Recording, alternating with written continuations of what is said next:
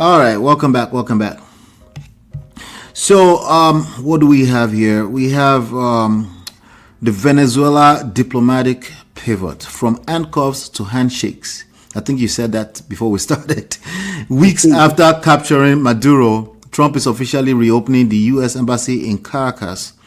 It's a move, or in a move that has stunned the geopolitical world. The U.S. and Venezuela have officially agreed to re-establish diplomatic ties as of this morning, following Operation Absolute Resolve in January, which saw Nicolas Maduro captured and flown to New York. President Trump has decided to work with acting President Delcy Rodriguez rather than the traditional opposition. Trump's America First team is already shoring up foreign investment to reopen Venezuela's oil sector to U.S. companies. Critics are calling it a transactional victory that ignores the push for a new election, but Trump says it's the fastest turnaround of a country in history. We saw the missiles fly in January, now we see the oil flowing in March. Is this the ultimate Trump deal? You know, the art of the deal, right? And has the U.S. simply traded one strong man for a more cooperative one? The Sharp Edge is news, sir. Is yours, sir. Let's hear your take on this. Yeah, thank you, Ola. If we are going to go by the well-known Trump mantra of Heart of the Deal, which I believe was, the title of a book that was ghost written for him as his ultimate, ultimate memoir at some point. Yes, but there are competent observers who this past week spoke about the heart of the deal. If whatever has transpired or whatever happened in Caracas, Venezuela, the arrest of the easy arrest of the country's president Maduro, now who has been succeeded by his former vice running the show there, one would think that, okay, could this be? But people who did a dispassionate diagnosis, if not drawing conclusions of the implications of this so-called art of the deal, are saying, well, it's all riddled with implications of what you called it. You said transactional stuff, but that transactional thing in itself, who ultimately benefits? They'll be pointing to Donald Trump as as our president here, some of his acolytes and acolytes and cronies and members of his immediate family.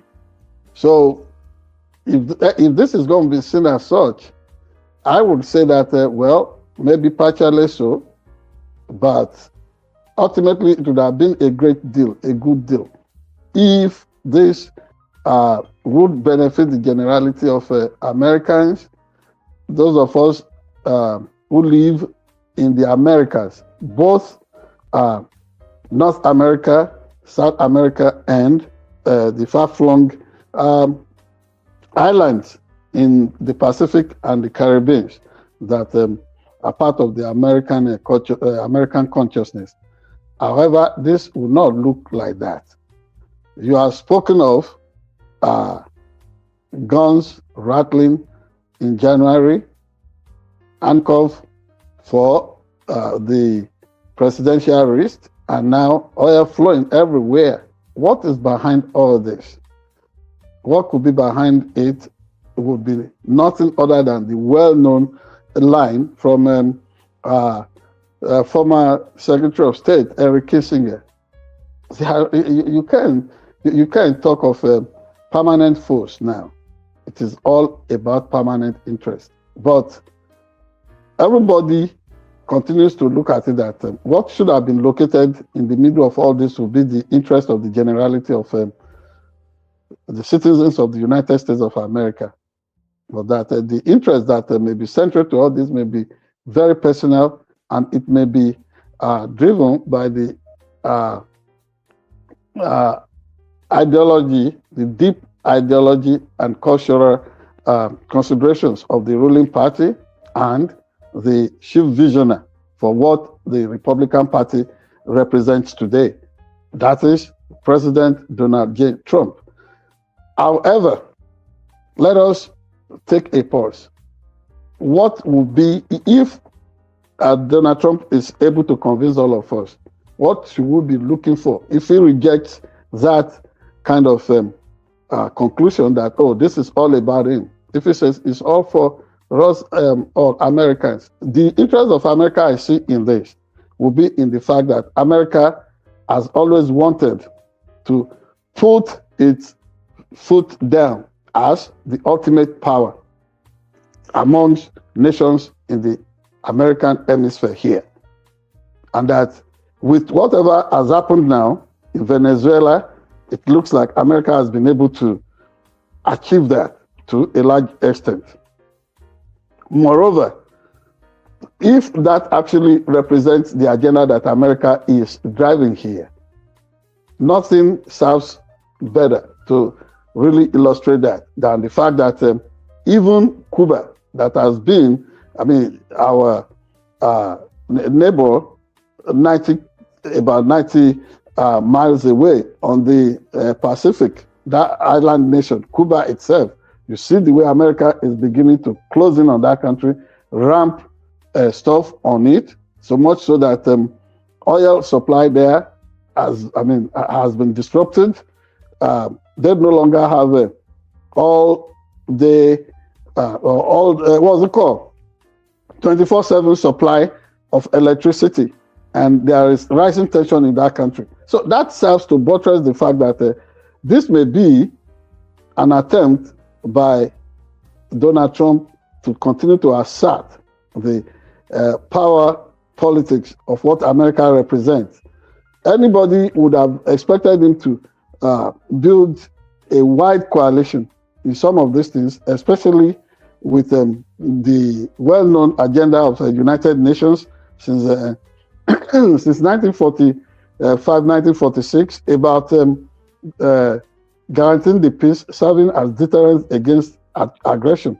But what we have here is an America that goes on the offensive without minding the implication for geopolitics or the implication for the world order that were established by generations of past American leaders and other global icons. So now all that has been reversed. So at the end of the day, if we are saying it is all about the interest of America, who defines what represents the interest of America, other than the man who personifies its sovereignty at the moment, that is the president and commander-in-chief? Well, America, as a true federation, does not operate on such models, which is why the hope now solely is reposed in the well-established institutions of a government in the United States for unexpected pushback, for unexpected turnaround when the midterm elections are held. And if, because of reversals in electoral fortune, the ruling party does not have a clear majority like it seems to be commanding now. Yes, even their majority there is slim, but if they are really flipped during the upcoming elections in the month of November, the elections for the Congress, the Senate, and that is the Senate and the House of Representatives, it will signal a new dawn that, okay, accountability is there. Nobody can just unilaterally go after Venezuela like that, interest defined or not. Nobody would be able to buy into a kind of hoax of intelligence from Israel to now want to attack a country like Iran that was at the negotiating table with the country before. However, Donald Trump, in the case of Iran, has been able to articulate some arguments, one of which was really obvious to everybody around the world. How do people who claim to be clerics, people who claim to be holy men of God, seize a country, no problem about that. But then cannot tolerate dissent and would easily waste precious lives created by God in the name of resisting protest and opposition from dissenting voices across their country. One would expect that internal insurrection in the country would have been able to take care of that. But the people of Iran were helpless. And now Donald Trump himself continues to face internal investigation.